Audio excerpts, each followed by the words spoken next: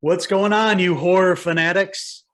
Your two favorite horror reviewers are back here for the 31 Days of Horror. We've done a series of these video reviews, and we've got another treat for you tonight. This time it's in the form of Stephen King.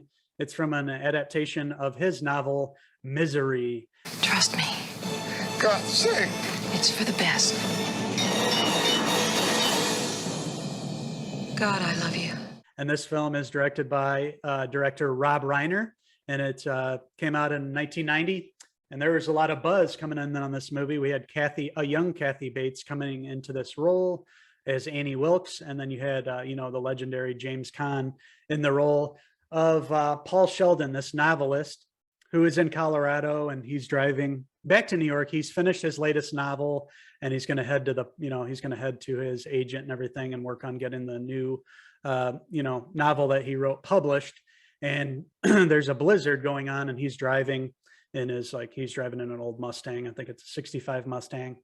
Shows him driving along. The blizzard keeps getting worse and worse, and eventually he goes out of control on the road, goes down an embankment over the side. The car flips, and then when we see his character, he's kind of in the car. It looks like he's conscious. He has some bumps and bruises on his face. That's all we can see right away. But then it come to find out, this lady who lives in a cabin not too far from there finds him on the side of the road, and takes her into her home. And we find out that he has, both of his legs were completely shattered, compound fractures in both legs, one of his arms busted.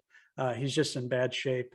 But lucky enough, or so you think at first, lucky enough, a nurse has found him and brings her home, and she has, some IV and has a lot of things at her house there to take care of Paul. She has pain meds and everything for him there too. So he's kind of set up in the beginning. He doesn't really know anything about Annie, but as the film goes on and he, gains more strength after this bad wreck, he finds out who Annie Wilkes is. Kathy Bates won an Oscar for this back in early 90s, and that's one thing I always remember, seeing this when I was a young kid and how much she frightened me.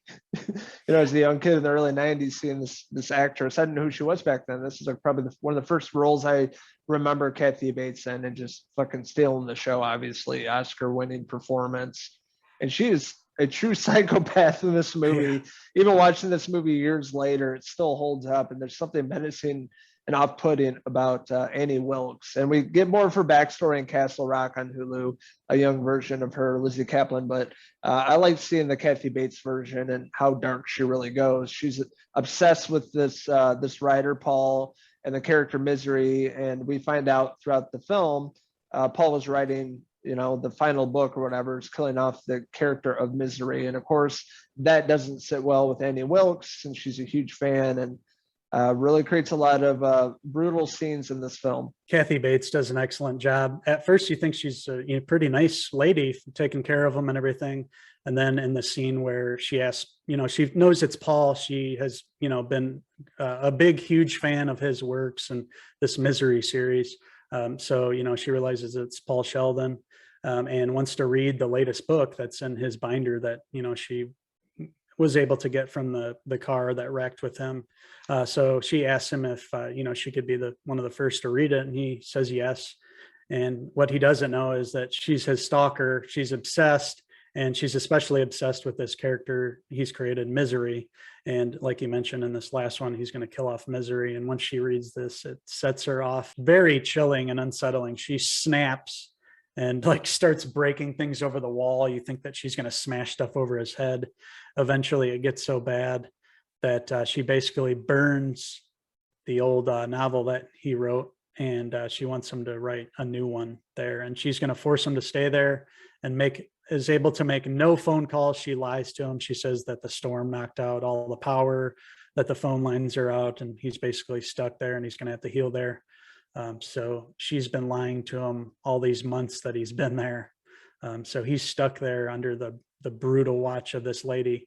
And as the story unrolls, you see just how crazy and, what she's done in her past.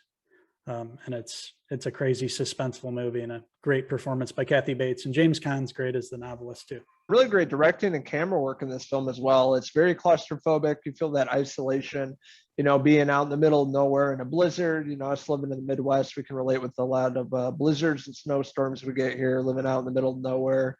It creates a really suspenseful and creepy atmosphere. I think they really capture that really in this movie, even though most of the movie takes place in this house, Annie Wilkes' house. It's really claustrophobic, and you can feel what Paul's going through. And I think really great performance, with James Caan as well. I thought he did a great job. Even though he can't use his legs, he's still pretty intimidating guy. And him duking it out with Annie Wilkes is really great in this movie as well. But really suspenseful, on the edge of your seat.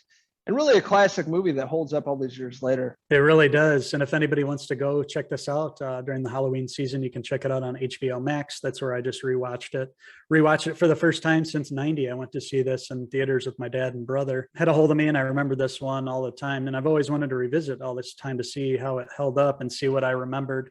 One of the things that I remember is the scene with the sledgehammer where she breaks both of his ankles. Crazy scene. There's some really ultra violent stuff and crazy stuff that she does to Paul in this film. And when he gets his revenge at the end, that's an all-time classic scene. And Rob Reiner did a really spectacular job directing this. He also captured the small town feel for where they're at in this remote Colorado town with the sheriff and the other characters from the town. And eventually the sheriff pieces things together and finds out that Annie Wilkes had a shady past with her nursing. She killed these kids in her past. So she knows there's something up at the Wilkes residence. So he eventually goes to check it out. And it doesn't end well for the sheriff. But Rob Reiner did a great job adapting this, Stephen King novel, just like he did with Stand By Me from Stephen King's story. I was just thinking about this the other day. We need some new Stephen King adaptations. Back in the 80s or 70s, 80s, 90s, there's a ton of them, but I don't feel there's been a strong adaptation of his novels in a while. And I really kind of miss that. All the movies have their own kind of spooky Stephen King atmosphere, and I kind of miss that about horror movies that we don't really have too much of these days. But I'd love to see a newer one done right. That would be great to see something more than a recycled It film, or just sticking to the main titles. They've already made multiple sequels for Pet Sematary. There's a movie coming out. We've seen a lot with the Two Towers, and we're going to see more coming up, some more adaptations. I hope some of those are able to capture some of that Stephen King magic, like you were mentioning, those the 90s. There's a Salem's Lot movie, I think, movie that's coming out. I'm looking forward to that. I'm hoping that's a good adaptation. So that being said, I will give Misery from 1990 a 4 out of 5 Annie Wilkes hair pieces.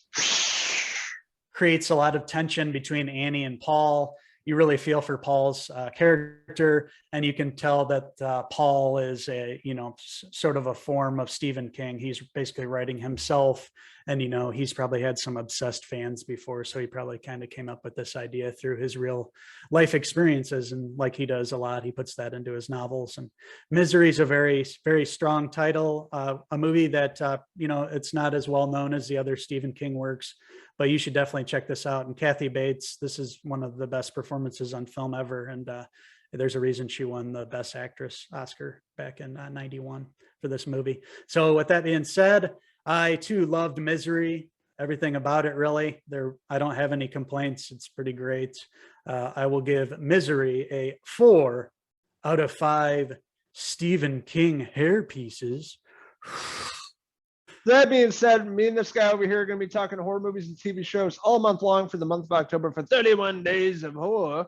So check us out right here on our YouTube channel. Click subscribe below. Check us out on Facebook, Twitter, Instagram, and our website, Cinephellas.com. And please keep binging the horror movies along with us. We've been doing these videos all month long, and we've got plenty of tasty treats left in the tank to give you all month long. This has been fun. We've had a couple duds lately, so this Misery was nice to revisit, something that was actually very solid and well done, and one that's worthy to revisit, especially around the Halloween season. These two wild ghouls are taking off to go back onto the couch to watch another horror film for the night. Woo! Woo! Everybody have a great spooky Halloween season. We'll be back real soon with you guys. Cheers! No, Paul. Paul.